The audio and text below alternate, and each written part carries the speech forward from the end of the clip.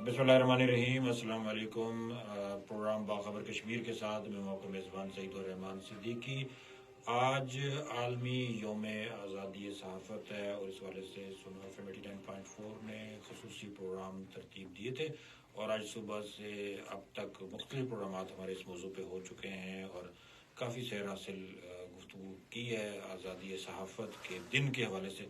तो आज इसी मौजू की मुनासबत से जो हमारे साथ मेहमान शख्सियत मौजूद हैं वो हैं मुमताज़ कश्मीरी सहाफ़ी तज्ज़िया निगार तारक नकाश। तारक नकाश किसी तारफ़ के मोहताज नहीं। इनका शुमार न सिर्फ आज़ाद कश्मीर बल्कि मकबूजा कश्मीर और पाकिस्तान में भी एक बड़े अहम सहाफ़ी में होता है कि जिनका बड़ा हमेशा से उनकी तहरीर और उनके तज्ज़िये उनके तबसरे जो है ना उनकी बड़ी अहमियत होती है और बहुत सारी इनकी रिपोर्ट्स पे यानी बड़ी सतह पे भी पजीराई मिली। बेशुमार सहाफ़त के स्कॉलरशिप उसमें ये मुस्तफ़ीद हो चुके हैं, दुनिया के बहुत सारे मुल्कों में गए हैं और यानी कश्मीरी सहाफ़ियों में से मुंतखब होके ये मुख्तलिफ मुल्कों में जो है ना सहाफ़ती स्कॉलरशिप से मुस्तफ़ीद होते रहे। हमारी खुशकिस्मती है उन्होंने अपनी मसरूफियात में से आज आलमी यौम आज़ादी सहाफ़त के मौके पर हमें वक्त दिया। मुज़फ़्फ़राबाद के सेंट्रल प्रेस क्लब के सदर जो है ना रहे हैं और इस वक्त भी एक मुमताज़ इंग्लिश अखबार के साथ वो जो है ना वो वाबस्ता हैं। खुश आमदेद। बहुत शुक्रिया। अच्छा तारक नकाश साहब, आज आलमी आज़ादी यौम आज़ादी सहाफ़त है, थोड़ा सा आज का जो है दिन उसका पस मंज़र बताइए।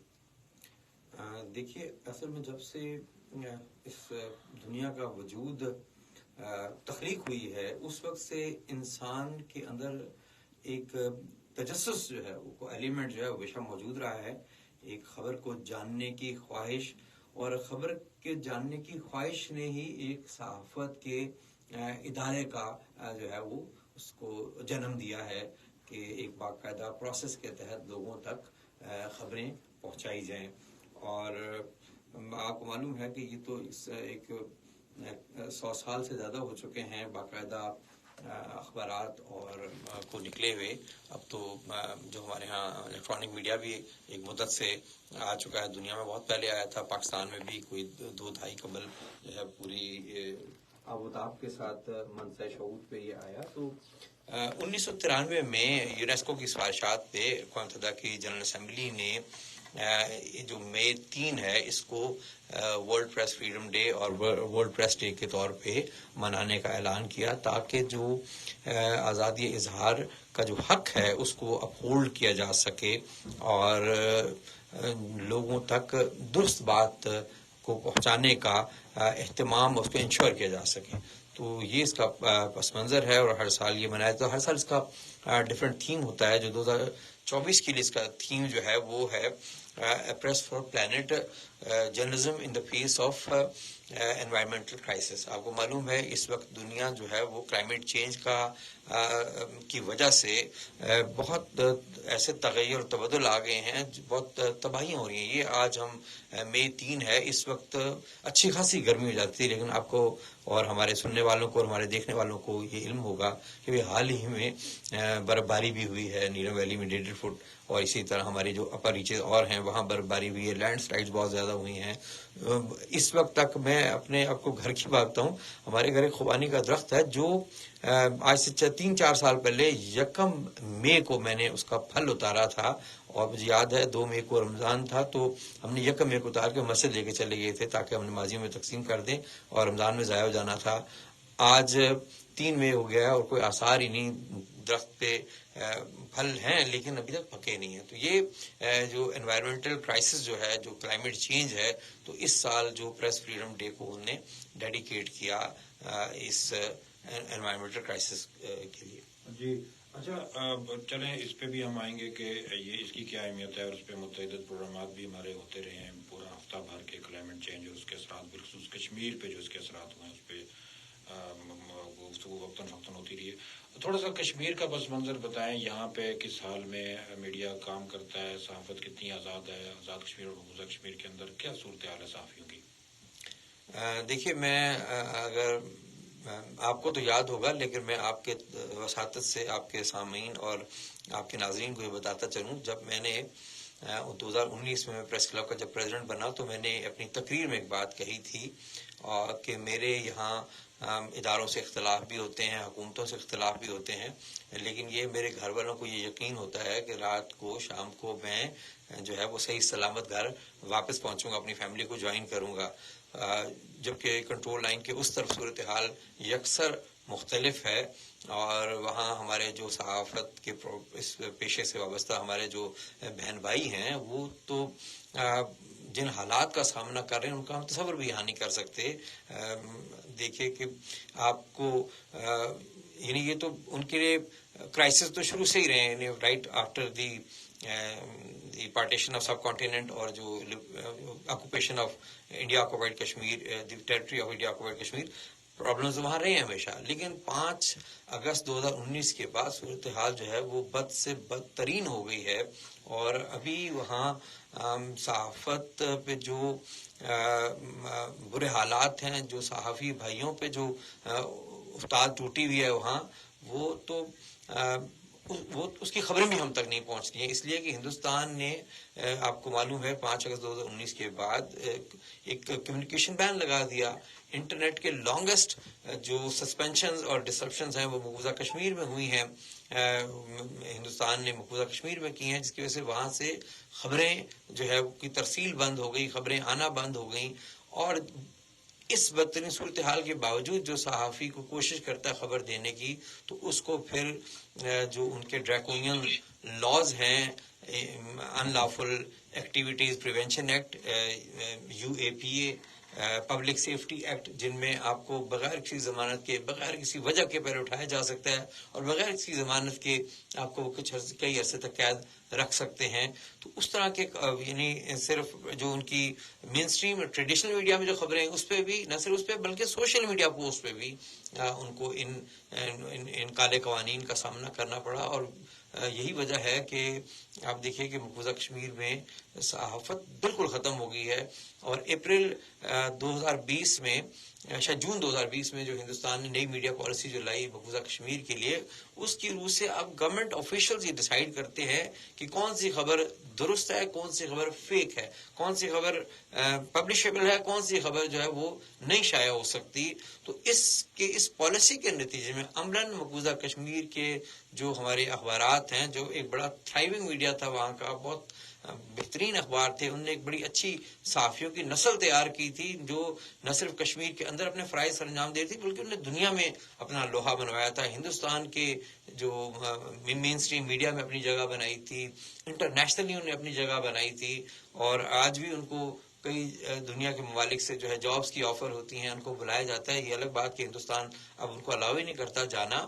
تو اس جو لوکل میڈیا تھا اس نے موقع ان کو فراہم کیا. ہندوستان کے میڈیا نے تو ہمیشہ آفیشیل لائن ہی ٹو کی ہے، لیکن اب اس لوکل میڈیا کو بھی جو ان کے سرکاری جو پریس انفارمیشن ڈپارٹمنٹ ہے، معلوم اس کا نام کیا ہوگا وہاں، لیکن اس کے ترجمان بنا کے رکھ دیا کہ جو خبر وہ دیں گے وہی شائع ہو سکتی ہے، جس خبر کو اپروو کریں گے وہی شائع ہو سکتی ہے، اس کے علاوہ کوئی شائع نہیں ہوتی. اس کی نسبت ہمارے ہاں تو ہمیں کوئی پریس ایڈوائزری ہمارے ہاں نہیں ہے. ہمارے ہاں اخبارات آزاد ہیں، جو ان کا من چاہے چھاپ دیں، کئی دفعہ غلط بھی چھاپ دیتے ہیں پھر بھی کوئی پوچھتا نہیں ہے. یہاں تو اتنی آزادی ہے کہ، اور وہاں تو صحیح چھاپنے پر بھی آپ کی پوچھ تاچھ ہوتی ہے، یہاں غلط چھاپنے پہ بھی نہیں ہوتی. تو یہ ایک واضح فرق ہے دونوں اطراف میں جو کہ نظر آتا ہے بہت شدت سے 5 اگست 2019 کے بعد یہ واضح ہوا ہے. جی، بڑی تفصیل کے ساتھ آپ نے پس منظر بتایا آزاد کشمیر اور مقبوضہ کشمیر میں صحافت کس حال میں، اور ایک فرق بھی آپ نے بڑا واضح فرق بتایا کہ انہوں نے آپ خود بھی، آپ کا آباء و اجداد کا تعلق مقبوضہ کشمیر سے، اور دونوں اطراف کے صحافیوں کی بلا شبہ آپ نمائندگی بھی کرتے ہیں، اور مقبوضہ کشمیر کے صحافیوں سے رابطے میں بھی آپ رہتے ہیں. اور میں سمجھتا ہوں کہ بڑی جو اہم معلومات تھی جو آج کے دن ہمارے دیکھنے اور سننے والوں کو پتہ چلنی جو ہے نا چاہیے، جو آپ نے بتائی. اچھا طارق نقاش صاحب، آزاد کشمیر میں کیا صورتحال ہے؟ آپ نے تو ذکر فرمایا کہ فرق ہے بہت زیادہ، اور آزادی اظہار رائے کی اتنی زیادہ پابندیاں جو ہے نا وہ یہاں پہ نہیں ہیں جس طرح سے مقبوضہ کشمیر میں. صحافی کتنے مضبوط ہیں، اخبارات اور باقی اداروں کے ساتھ وابستہ جو ہیں نمائندگان، اور صحافت کا کیا مستقبل ہے؟ آزاد کشمیر یونیورسٹی میں ماس کمیونیکیشن کا ایک شعبہ بھی ہے، اور بہت سارے بچے اور بچیاں صحافت کا شعبہ اختیار کرنا چاہتے ہیں. تو کیا کہیں گے آپ کے کیا کیا مواقع ہو سکتے ہیں جو ینگ جنریشن اس فیلڈ کی جانب آ رہی ہے؟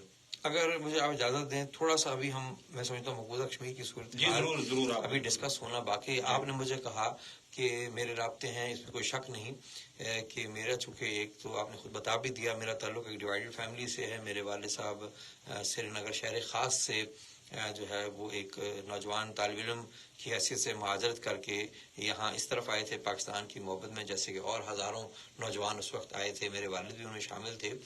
تو مجھے اللہ تعالیٰ نے موقع دیا. میں 2004 میں دو کشمیری صحافیوں میں شامل تھا. میرے علاوہ روشن مغل صاحب تھے ہمارے دوست، جو آج کل ایک امریکی نشریاتی ادارے کے لیے کام کرتے ہیں. وہ اور میں پاکستان سے جانے والے پہلے صحافتی وفد میں شامل تھے جو SAFMA South Asia Free Media Association کے زیر اہتمام یہاں سے ہندوستان اور وہاں سے ہندوستان کے زیر قبضہ کشمیر میں گیا تھا. میں اس میں بھی شامل تھا. 2004 اکتوبر میں ہم گئے تھے. پھر اس کے بعد مجھے اللہ تعالیٰ نے موقع دیا 2008 میں بس سروس کے ذریعے اپنی والدہ اور چھوٹے بھائی کے ساتھ وہاں گیا، اور ہم لگ بھگ وہاں 4 ہفتے رہے سری نگر میں اپنے عزیزوں کے پاس. پھر میں اس سے اگلے سال مجھے موقع ملا، ایک نئی دلی کی ایک این جی او ہے جو اس پہ بیک چینل ڈپلومیسی پہ کام کرتی ہے، پیس پہ کام کرتی ہے. تو انہوں نے مجھے دعوت دی اور میرے ساتھ کچھ اور یہاں سے ایکٹیوسٹ بھی تھے آزاد کشمیر کے. تو ہم واگا بارڈر کے ذریعے وہاں گئے. بعد میں مجھے 2 دفعہ مواقع ملے، لیکن شاید میرے مقدر میں وہاں کے کہتے ہیں آب و دانہ نہیں تھا، میں نہیں جا سکا. لیکن 2 دفعہ مجھے دعوت اس کے بعد ایک این جی او کی طرف سے ملی تھی. لیکن جب 3 دفعہ میں گیا تو ایک تو میرا وہاں پرسنل ایک ریلیشن شپ دوستوں کے ساتھ ڈیولپ ہو گیا، جو وہاں کے جرنلسٹ کمیونٹی تھے. ایک زبان کا بھی ایک تھا ایک اثر کہ ہم ایک زبان میں کمیونیکیٹ بھی کر لیتے تھے. تو میرا ان کے ساتھ بہت عرصے تک 2019 تک ہمارا مستقل جو ہے اور فریکوینٹ رابطہ رہتا تھا.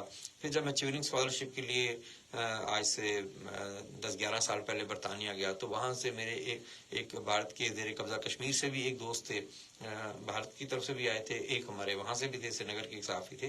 تو میرا دوستوں سے بہت اچھا رابطہ تھا اور ہمارے درمیان معلومات کا تبادلہ بھی ہوتا تھا. مثلا کوئی اگر خبر کرنی ہے، ایسی خبر جس کی مجھے معلومات اکراس دی LOC سے چاہیے تو وہ مجھے پرووائڈ کر دیتے تھے. مثلا میں مثال دیتا ہوں آپ کو، تو میں ریڈیو پہ اسٹوری کر رہا تھا تو مجھے چاہیے تھا وہاں کتنے اسٹیشن ہیں اور کہاں ہیں، وہ مجھے وہاں سے معلومات ملی. میں کیا کر رہا تھا آزاد میں ایک ہماری خاتون افسر ہیں، مجھے پہلی بار ڈی سی لگی، وہ پہلی آزاد کی خاتون ڈی سی تھیں. تو میں نے جاننا چاہا کہ مقبوضہ کشمیر میں یہ اعزاز کس خاتون کو کب حاصل ہوا تھا. تو یہ معلومات، اس طرح کی معلومات انہیں اگر کبھی درکار ہوتی تھی آزاد کشمیر کے حوالے سے تو وہ مجھ سے کانٹیکٹ کرتے تھے. لیکن آپ حیران ہوں گے کہ 2019 کے بعد آپ وہ سلام دعا کرنے سے بھی گھبراتے ہیں. معلومات کا تبادلہ تو دور رہا، سلام دعا سے بھی گھبراتے ہیں دوست جو ہیں وہ، اس لیے کہ جو ہی ان کو، چونکہ ان کے سرویلنس پہ ہیں، ان کے واٹس ایپ سرویلنس پہ ہیں، ان کے ٹیلی فون، ان کے ای میل، ہر چیز ان کی نگرانی ہو رہی ہے. جو ہی پتہ چلتا ہے کہ جی پاکستان یا پاکستان کے زیر انتظام کشمیر، آزاد جموں کشمیر میں کس سے رابطہ کیا ہے انہیں، تو ان کو طلب کر لیا جاتا ہے. میرے دوست ہیں، میں نام نہیں لینا چاہتا، پھر ان کے لیے مصیبت آ جائے گی. تو ان کو ایسے ہی بلا لیا گیا، ان کی ای میل چیک کی تھی تو ان کو تھانے بلا لیا گیا. ایک اور دوست ہیں، وہ ایک بڑے بھارت کے بڑے اخبار کے لیے کام کرتے ہیں، ان کے ساتھ بھی یہی ہوا. اس وقت جب میں آپ سے بات کر رہا ہوں، اس وقت ہمارے دیکھیے میں نے ایک لسٹ لائی ہے، ہمارے اس وقت 3 صحافی بھائی جو اس وقت ہیں بھارت میں مقید ہیں اس وقت 3. آصف سلطان جن کو 5 سال سے زیادہ عرصہ ہو چکا ہے. اس سال اوائل میں ان کو جموں کشمیر ہائی کورٹ نے ریلیز کرنے کی بات کی، جو ہی ان کے گھر والے استقبال کی تیاری کر رہے تھے تو ان کو ایک اور مقدمے میں جو ہے دھر لیا گیا. پھر اسی طرح ہمارے ایک قاضی شبلی ہیں، وہ بھی ابھی پابند سلاسل ہیں. ہمارے ایک دوست ہیں عرفان معراج، قاضی شبلی رہا ہو چکے ہیں، عرفان معراج ابھی ہمارے دوست ہیں، وہ بھی بیہائنڈ دا بارز ہیں. پھر ہمارے سجاد گل ہیں کشمیر والا کے، وہ بیہائنڈ دا بارز ہیں. یہ 3 لوگ ابھی بھی بیہائنڈ دا بارز ہیں. باقی لوگوں کو گاہے انہیں گرفتار کیا جاتا رہا. فہد شاہ جو کشمیر والا میگزین ہے، بہت شاندار میگزین اس نوجوان نے نکالا جسے Kashmir, it was window into Kashmir, جس سے ہمیں خبریں ملتی تھیں آن لائن، اس کو پہلے بند کر دیا گیا، اس کے سوشل میڈیا اکاؤنٹ سسپینڈ کر دیے گئے. اسی طرح ہمارے دوست ہلال، ان کا اخبار ہلال احمد میر جو ہیں ان کا اخبار شاید کشمیر لائف اس کا نام تھا، اسے بند کر دیا گیا. تو یہ جو گوہر گیلانی ایک دوست ہے، جو گوہر گیلانی کو تو جرمنی میں جاب آفر ہوئی، اسے نے آف لوڈ کر دیا، وہاں جانے نہیں دیا گیا. تو یہ 4-5 لوگ ایسے ہیں، آصف سلطان، گوہر گیلانی، فہد شاہ اور مسرت زہرا. مسرت زہرا ایک ایوارڈ یافتہ فوٹوگرافر ہیں جن کو ایئرپورٹ سے ان کو بھی جانے نہیں دیا گیا تھا. اور ایک گلزار ہمارے ایک ساتھی ہیں، اور ایک عرفان معراج جن کا میں نے نام لیا. ان کو ان لافل ایکٹیویٹیز پریونشن ایکٹ کے تحت ان کو بک کیا گیا. جو ہمارے فہد شاہ کو پی ایس اے بھی لگایا گیا، یعنی پبلک سیفٹی ایکٹ لگایا گیا. عرفان معراج پہ بھی پی ایس اے میں دونوں قوانین پہ لگایا گیا، فہد شاہ اور عرفان معراج پہ. پھر قاضی شبلی ہیں، ان پہ پی ایس اے لگایا گیا. یہ ہیں، آپ کو معلوم ہے ہمارے بہت سینئر مینٹور تھے ڈاکٹر شجاعت بخاری صاحب، ان کو تو شہید بھی کر دیا گیا تھا. اور اس سے پہلے بھی بہت سے ہمارے شعبان وکیل صاحب، مطلب یہ تو 5 اگست 2019 سے پہلے بھی بہت سارے لوگ ہمارے شہید ہوئے. جو ہمارے دوست تھے مشتاق علی، ان کو بم بلاسٹ میں ان کی شہادت ہو گئی تھی. تو یعنی یہ صورتحال ہے کہ اس وقت صحافیوں پہ وہ مقدمے ان قوانین کے تحت جو ویسے نارملی پولیٹیکل ایکٹیوسٹ پہ ہوتے تھے، اس طرح کے قوانین کا اطلاق، لیکن اب صحافیوں کو بھی انہیں قوانین کے تحت یہ اس لیے کیا جا رہا ہے تاکہ وہ وہاں کی خبریں جو ہیں ہندوستان کی جارحیت تو وہ چھوٹا سا لفظ ہے، جو وہاں جنگی جرائم ہیں مقبوضہ کشمیر میں روا رکھے جا رہے ہیں، جن کو بہت سے لوگ کہتے ہیں ہیومن رائٹس. میرے ابھی پچھلے ہفتے ہی میری ایک تقریر تھی لاہور میں کانفرنس میں، تو میں نے وہاں بھی کہا کہ اکثر لوگوں کو یہ غلط فہمی ہے کہ کشمیر میں حقوق انسانی کی خلاف ورزی ہو رہی ہے. حقوق انسانی کی خلاف ورزی کشمیر کے لیے بہت چھوٹا لفظ ہے، اصل میں وہاں جنگی جرائم کا ارتکاب ہو رہا ہے. آپ دیکھیے دنیا میں کون سی ایسی جگہ ہے جہاں ریپ کو اور خواتین کی عصمت دری، ان کے ساتھ چھیڑ خانی کو ویپن آف وار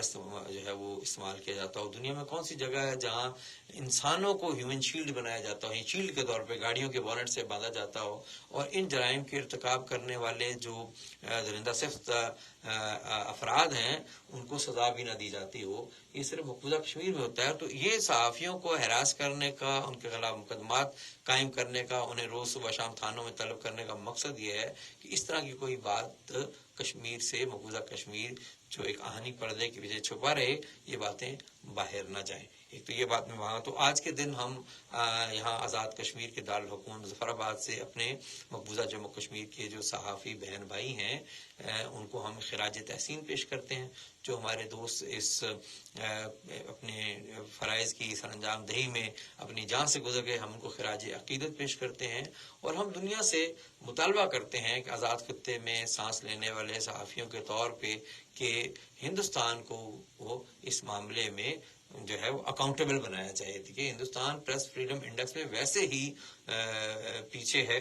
اس سال اس نے 2 درجے امپروو کیے ہیں، پچھلے وہ 11 درجے پیچھے چلا گیا تھا. یعنی جو صحافت میں بدترین حالات صرف مقبوضہ کشمیر کے اندر تو بدترین ہے، لیکن ہندوستان کے اندر بھی کوئی آئیڈیل صورتحال نہیں ہے. وہاں بھی صاحب اب تو وہاں کے میڈیا کو اتنا پریشرائز کر دیا گیا ہے، وہ تو گوڈی میڈیا ہے. جو بات ان کو جو یہ کیا کہتے ہیں فینیٹک پارٹی جو ہے انتہا پسند جماعت کی طرف سے جو فیڈ ہوگی وہی آنی چاہیے. مودی صاحب کو جو ہے وہ جس میں گلوریفائی کیا جائے وہی چیز آنی چاہیے، ان کے اگینسٹ کوئی چیز نہیں آنی چاہیے. خود ہندوستان کا ریکارڈ بہت بدتر ہے، لیکن مقبوضہ کشمیر میں جو کچھ ہے وہ تو بدترین ہے، اور اس کا بہت سے لوگوں کو ہمارے ہاں قطعاً اندازہ نہیں ہے.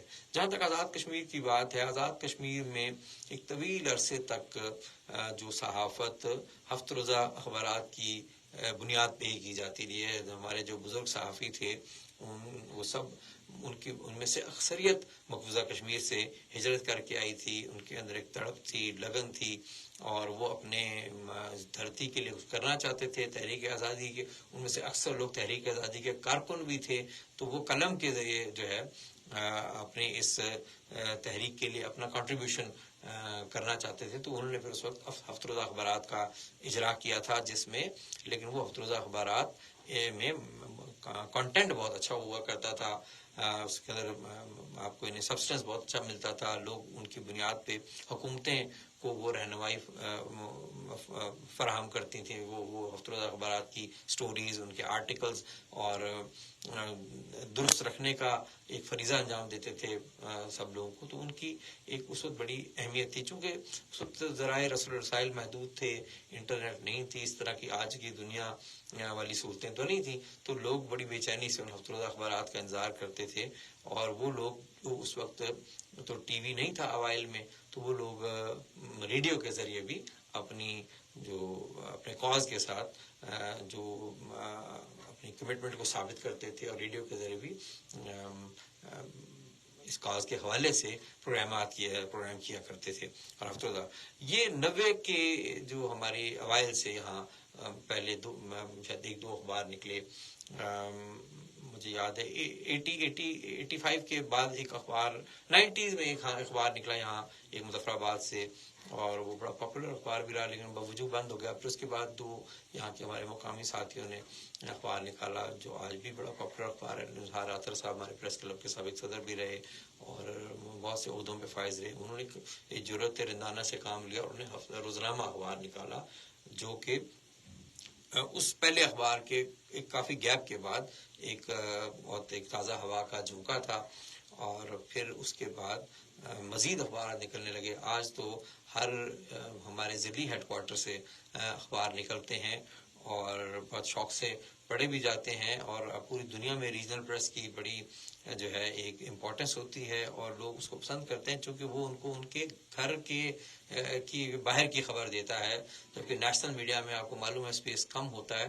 تو جو لوکل پیپرز ہیں انہوں نے آزاد کشمیر کے مختلف جگہوں سے جو نکلے, انہوں نے ایک تو چھوٹی چھوٹی خبریں لوگوں تک پہنچائیں, اور ہمارے دوست کہتے ہیں کہ بھنڈی کا ریٹ بھی لوگوں تک پہنچاتے ہیں, جو بہت اچھی بات ہے.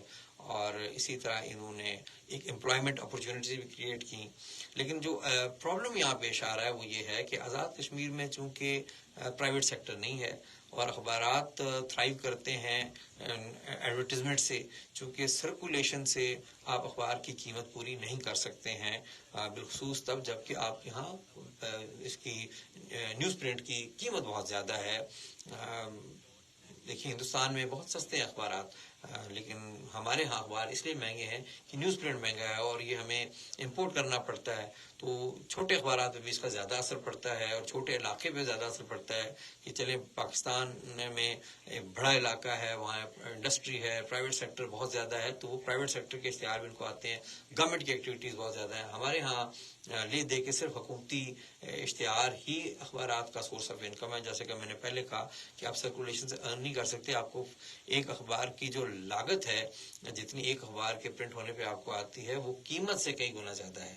تو وہ کمپنسیٹ کرتا ہے آپ کو ایڈورٹیزمنٹ کا جو ریونیو آتا ہے وہ سے. تو وہ آزاد کشمیر میں بہت کم ہے. اس کے باوجود یہاں کے اخبارات بہت اچھے اخبار ہیں, بہت اچھی محنت باز لوگ کرتے ہیں, بہت ان کا لے آؤٹ بہت اچھا ہے. کچھ اخبارات سے مجھے شکایت رہتی ہے کہ اپنے وہ کنٹینٹ پہ توجہ نہیں دیتے. میں سمجھتا ہوں کہ اگر اخبار کا کنٹینٹ اچھا ہے, میں مقبوضہ کشمیر کی مثال دیتا ہوں, وہاں ایک ہفتروزہ ہے چٹان کے نام سے, بہت تاریخی ہفتروزہ ہے, اور مجھے یاد ہے کہ لوگ اس ہفتروزے کا انتظار کرتے تھے کہ آج ہفتروزہ چٹان جو ہے وہ نیوز اسٹینڈ پہ آئے گا, اور لوگ خرید کے جاتے تھے, پڑھتے تھے کنٹینٹ کی وجہ سے.